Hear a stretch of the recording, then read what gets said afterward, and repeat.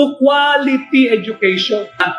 Hinayjack po ng Vice-Cam yung National Expenditure Program, yung panukalang budget ng Pangulo ng Republika ng Pilipinas. Pinakialaman nila yan.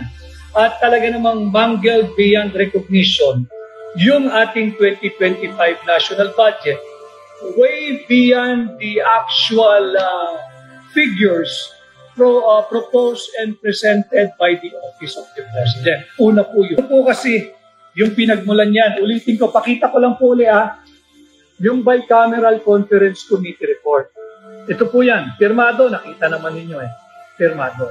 At ang nandito po ay napakaraming blanco.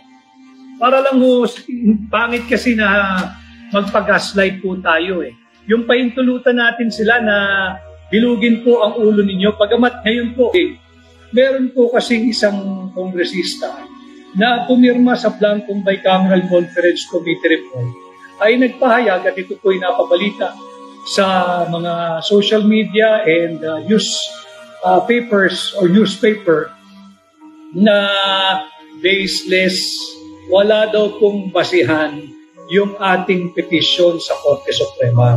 Ayaw kong sagutin at sinasabi nga niya na yung doon daw po sa enrolled bill walang blanco.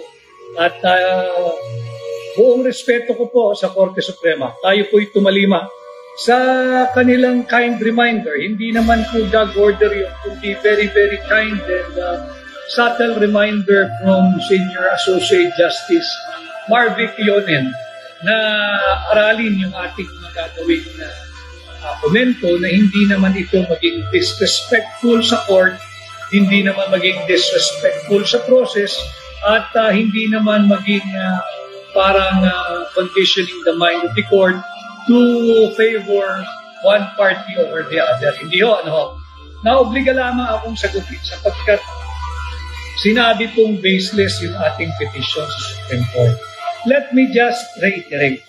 Ang basihan po ng ating petition sa Korte Suprema kung bakit natin pine-question yung 2025 national budget ay apat. Nanguna, hinayjack po ng Vice-Cam yung National Expenditure Program, yung panukalang budget ng Pangulo ng Republika ng Pilipinas. Pinakialaman nila yan.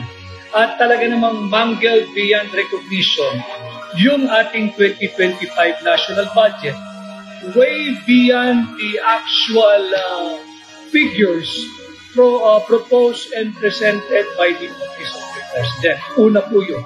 Pangalawa, unconstitutional